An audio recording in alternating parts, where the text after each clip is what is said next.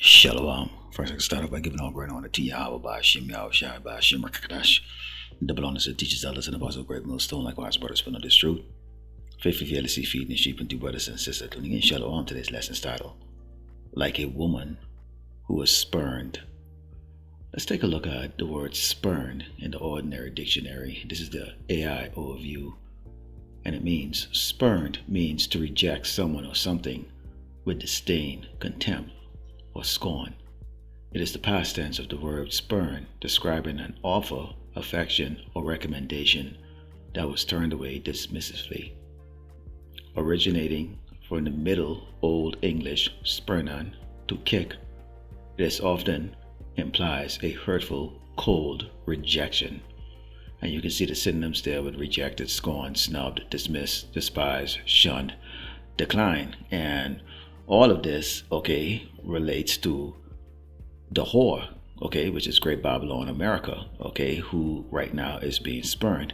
Now, in this lesson, I'm going to show you a clip, where, the current king of Babylon is asking its allies to basically help them out there in the Strait of Hormuz, because right now the Iranian forces are setting up mines, and they have a blockade there, and it's wreaking havoc across the earth as far as oil and gas prices, which in turn causes the other resources to inflate. So inflation is pretty high right now in a lot of places on this earth, and this is because of the action of the whore.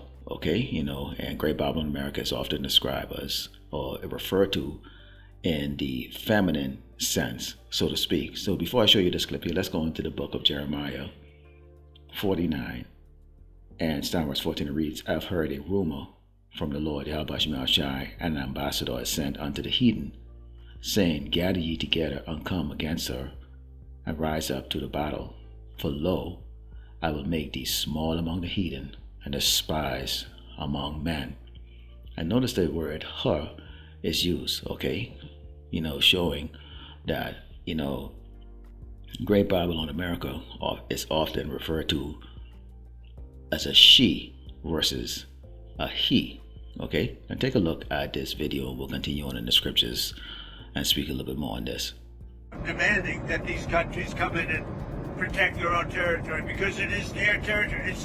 It's the place from which they get their energy, and they should come and they should help us protect it. US President Donald Trump says his administration has contacted 7 countries and expects them to help secure the strategic waterway, a key global oil route. It'd be interesting to see what country wouldn't help us with a very small endeavor, which is just keeping the strait open. Here is how NATO allies called into question have responded thus far. Japan and Australia say they have no current plans to send naval ships to protect shipping in the Strait of Hormuz, despite pressure from Washington. Tokyo has instead begun releasing oil reserves to stabilize supply, warning that deploying Japan's self-defense forces overseas would be politically sensitive, while Australia has said its current contribution is limited to providing aircraft to the United Arab Emirates. The United Kingdom is considering sending aerial minesweepers, though officials caution that deploying warships could escalate tensions. France has ruled out sending additional forces, saying its priority is maintaining regional stability.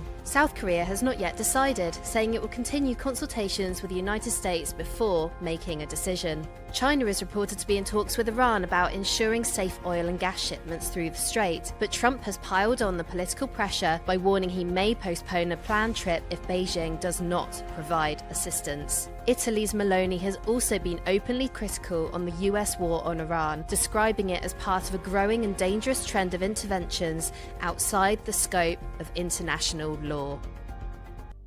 So as you saw in that video, Donald J. Trump, on Air Force One, he's talking about these other, nations, who are impacted by what's taking place out there in the Strait of Hormuz, is asking them to pitch in, basically. So basically this whore is bitten off more than she can chew.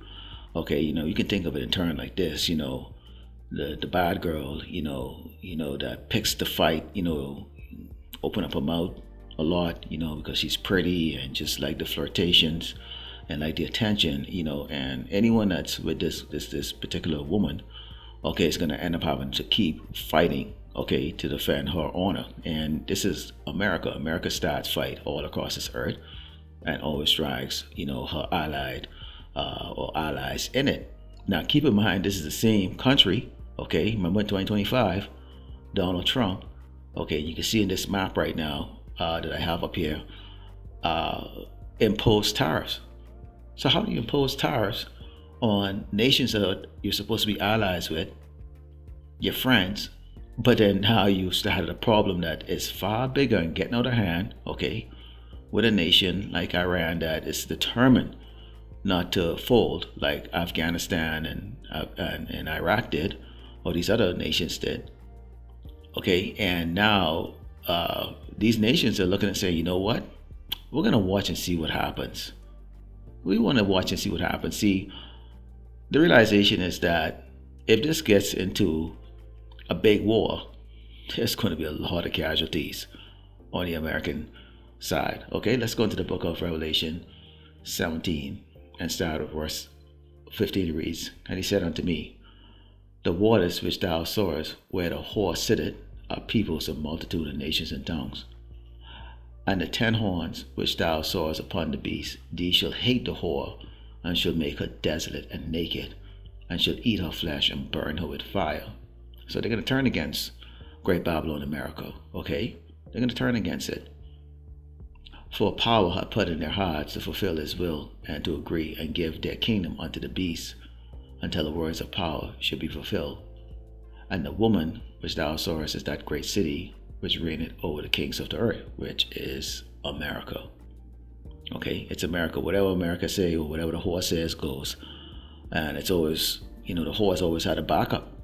And all these little proxy wars all across this earth, you will see these other nations, okay, so-called allied nations, sending their forces, or sending their resources to assist this whore, because this whore just simply cannot get in order, and it will never get into order. And that's why the Lord has a great judgment for this place. So here it is, starting the problem but calling for help. The problem is all whores get old eventually, and Great Babylon, America, is now an old whore. Okay, so it doesn't have that appeal anymore. These countries realize that they can move forward and exist and trade with each other without the whore.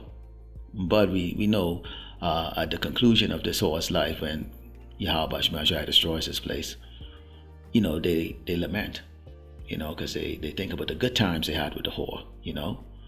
This is Ecclesiasticus 12 and start verse 17, and this can apply, okay, to the situation. Okay, mainly this applied to the Hebrew Israelites. Okay, that we should not trust our enemy, but we can see how the persona of the whore is that of one that cannot be trusted by any tribe on this earth, including within itself. Okay, it reads, "If adversity come upon thee, thou shalt find him there first, and though he pretend to help thee, yet shall he undermine thee." Okay, and we can think of what? The tariffs. That's undermining your allies. Okay, Esau. This is what Trump did. Now we know he's being controlled by who?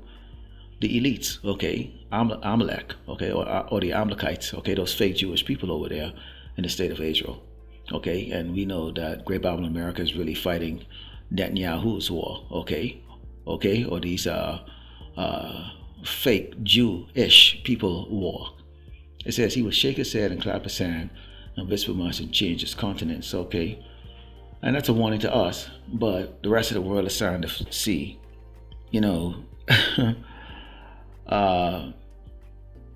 the wicked is who we're talking about. Okay, and that sinful kingdom on this earth that the Lord have his eyes on is Great Babylon, America. Let's close with the book of Revelation 18 and start verse 7, because eventually, from this rejection, the spurning that's going on right now, where these allied nations are saying, you know what, get yourself out of it, whore. Get yourself out of it. We kind of want to see how this is going to play out.